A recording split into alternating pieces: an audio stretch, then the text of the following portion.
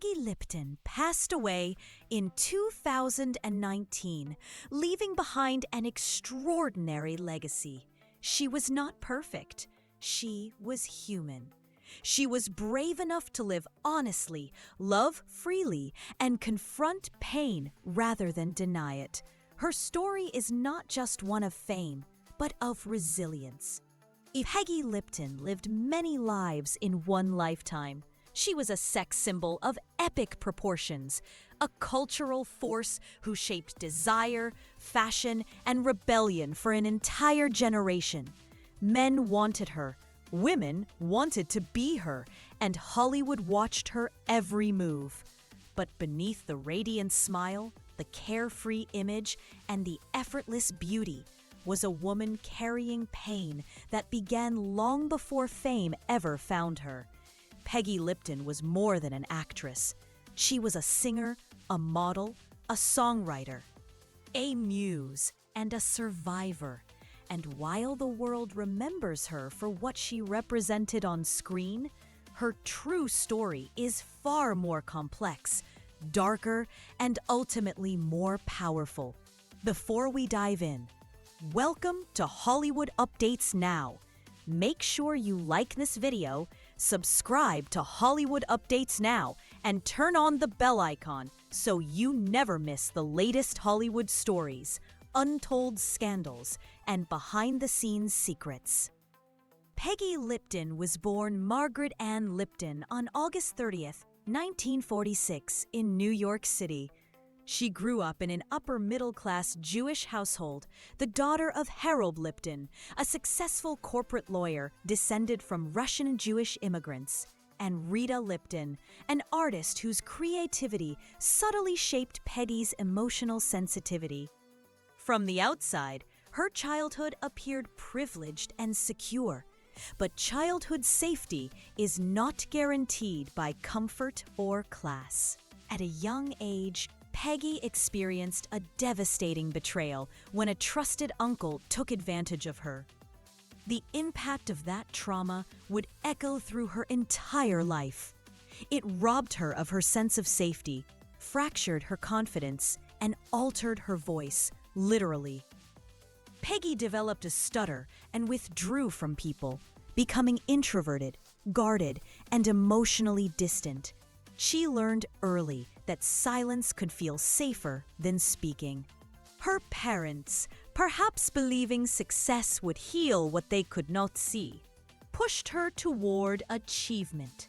Her mother encouraged acting, enrolling her in the professional children's school, while her father pushed her toward modeling. By the age of 15, Peggy signed with the prestigious Ford Modeling Agency. To the world, it was a dream opportunity. To Peggy, it felt artificial and confining. She hated being shaped into an ideal she did not believe in. She resented the pressure and the loss of childhood. Modeling made her feel disconnected from herself, reinforcing the idea that her value was rooted in appearance rather than identity. Despite her resentment, New York offered success. Peggy became a successful teenage model, but she never felt at home in the rigid expectations of suburban life.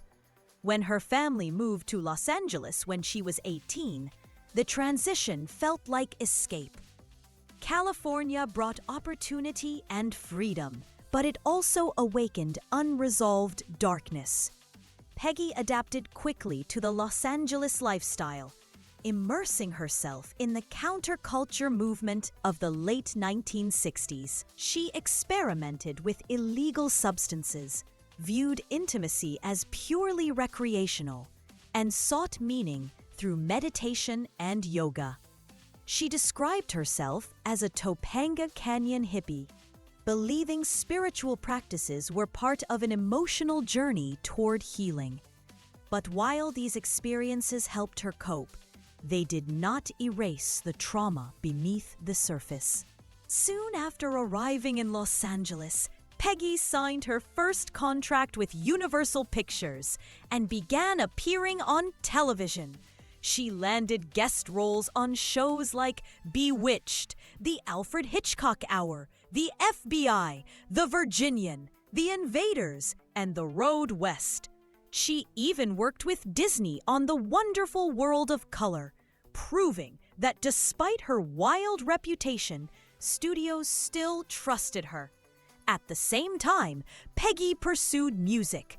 In 1968, she released a cover of Stony End, originally sung by Laura Nyro.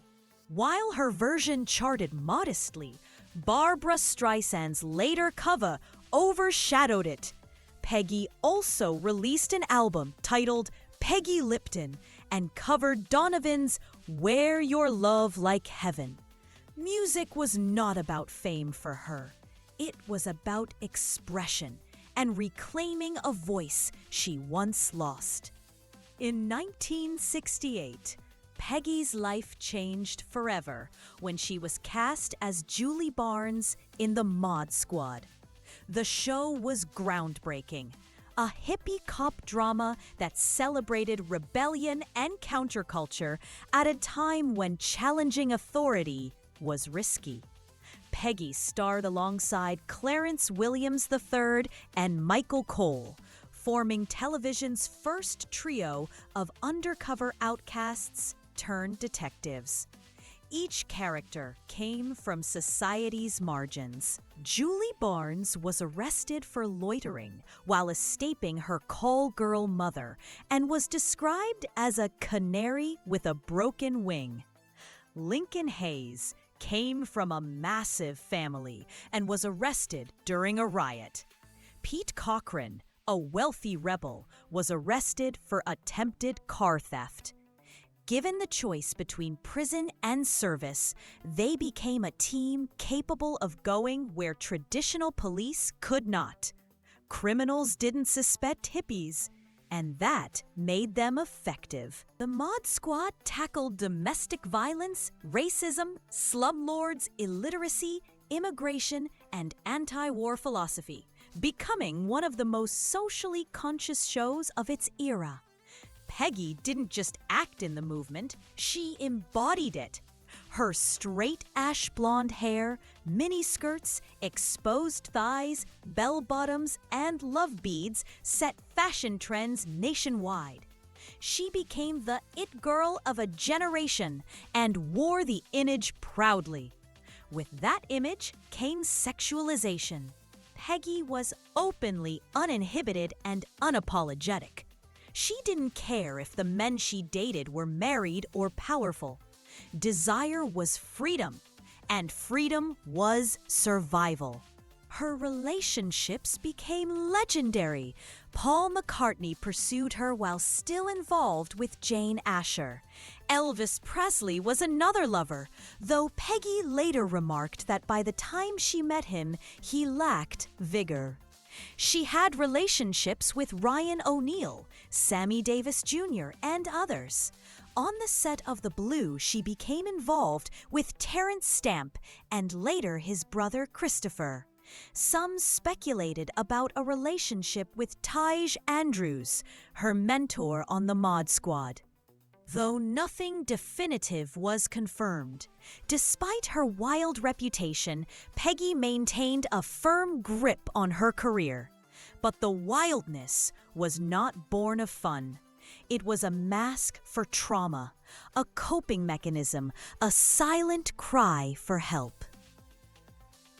Peggy feared being typecast and believed long-running television roles could destroy an actor's growth. At the height of her fame, she made a decision that stunned Hollywood. She walked away. In 1969, she met legendary producer Quincy Jones on a friend's boat in the Bahamas. Years later, after his divorce, they reconnected. One thing led to another. Peggy became pregnant, terminated the pregnancy, then became pregnant again. This time, they kept the baby. She gave birth to her daughter, Kidada Jones, later a fashion icon. ironically in contrast to her mother's hatred of modeling. After Quincy survived a brain aneurysm, the two married, causing controversy due to their interracial union. Peggy didn't care what people thought. After the birth of their second daughter, Rashida Jones, Peggy retired from acting to raise her children. Family meant everything to her. But life away from Hollywood was not easy. With Quincy often away for work, the darkness Peggy had kept at bay returned. Panic attacks followed. Emotional instability resurfaced. She briefly returned for the return of the Mod Squad, but it did not quiet her inner turmoil. In 1984, she reached a breaking point. To heal, she left her marriage after 12 years. They parted amicably and remained friends. Healing allowed Peggy to return stronger. She appeared in films and television, including Twin Peaks, proving her talent had never faded. In 2004, she was diagnosed with colon cancer and underwent chemotherapy. Even then, she continued working. Her final screen appearance came in 2017 when she shared the screen with Rashida Jones, playing her on-screen mother, on the same soundstage where the Mod Squad was filmed decades earlier. A full circle moment.